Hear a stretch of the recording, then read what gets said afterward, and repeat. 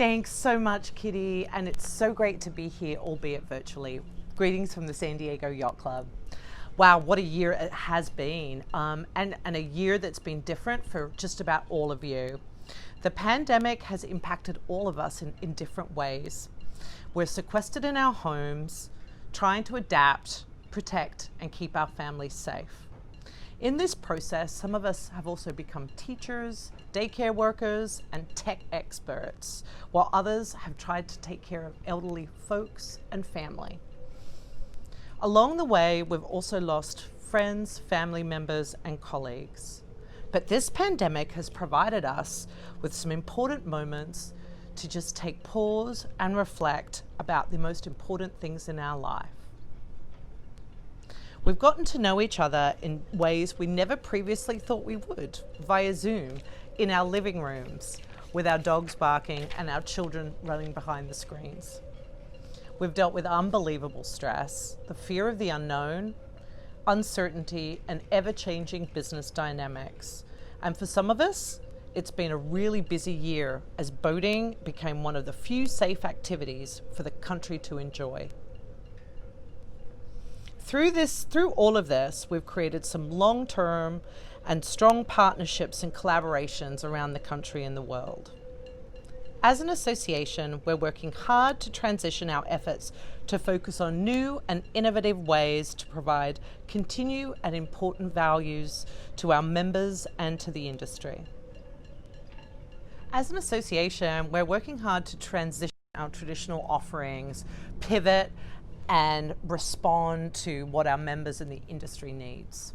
Traditionally, the USSA has been a four-pronged stool, which was our approach in hitting what the value adds were for our members. That is advocacy, marketing, education, and events. This year, due to not being able to do any events except this one, which is great, we've really restructured and taken a step back and looked within ourselves, polled our members, and talked to the board about how we move forward. Well, what changed is our delivery method. Normally we would meet and interact socially, both business and networking events all over the country and all over the world, quite frankly. We were supposed to be in Monaco and at Metz and of course now at Flibs. Really what changed is our method of delivery. We took a deep, long look at our website and we decided that it was going to be the communication tool that the association needed during this. Big shout out to Stephen Myers and the team at Yachtco for their support during all of this. You guys have been great, much appreciated. The other thing we did is we lent on social media. It became a wonderful way to talk about our new members, what the latest closures were, working with Customs and Border Protection as our friends in Maine reached out when they were quarantined and South Florida wasn't. How did the boats transition? How did the boats quarantine? What were we going to do? So social media really became our friend, and the adoption of technology. I've actually seen the board more this year via Zoom calls than I normally would in a couple of face-to-face meetings. So it's been great. The board reacted kind of differently based on their regions. My wonderful vice chair, Diane Byrne, really, up in New York, in New Jersey, really had it harder, I think, than the rest of the crowd, because she was the epicenter of the pandemic in the US. So how people dealt with it really depended on where they were. The Pacific Northwest out of the gates hit it really badly as well, so they hit it really hard. I think all of us in the sunnier, warmer climates of San Diego and South Florida just reacted a little bit different to up north. Kitty, you are so right. That's one of the joys of our board meetings is checking in, doing a check-in. How's your business doing? I can tell you that I've heard unanimously from all different sectors of our industry that everyone's business is doing really well. And so that is great. I think out of all of this, we've had somewhat of a silver lining that boating is a really safe, fun thing to do with your family. I think that the support for one another has just been incredible. This board stepped in, stepped up, agreed to Zoom, adopted a new platform, which is called Boardable, thanks to our marketing co-chair, Julie Perry, and really listened on how we can support each other as board members, but also how we can support the industry, what we needed to do. It was really fantastic.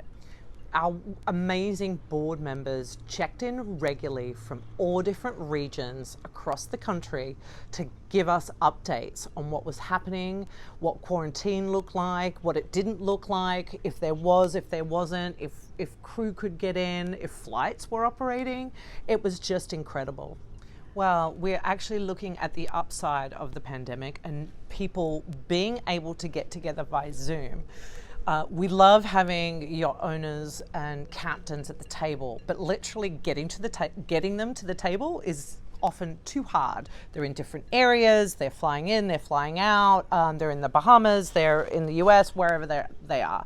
We are going to do a State of the Industry event with top captains and owners talking about what 2021 is going to look like, where they're going, and how they're navigating through these uncertain times. Really excited. I want you all to keep an eye out for the invitation to come and join. I'd like to give a really special shout out to Patient Cone of the Marine Industries Association of South Florida and Duncan Smith of Smith Advocacy Group. You guys have been amazing, keeping us updated and stay in touch through all of this. Thanks, guys. I also want to give special thanks to the legislative teams at the MRAA and the NNMA. We connected with them on a monthly basis to talk again, about the regions, about what they're seeing, and it was fantastic. Thanks again, you guys. Our advocacy board team over this past year was led by Jay Dayton from Avon Dixon Insurance and by Herman Punt of Denison Yacht Sales, whose former Coast Guard experience proved to be invaluable during the US flag registry issues. Sadly, this year we lost Herman to his battle with brain cancer, but thanks to his tremendous input, counsel, unwavering support of the industry and the USSA, I would like to award him with the 2020 Chairman's Award. Unfortunately, I can't be there in person to present this award to his longtime partner Lisa. So instead, I'm going to hand it over to Kitty with respect and sadness. Herman, you'll be missed. Thanks, Kitty.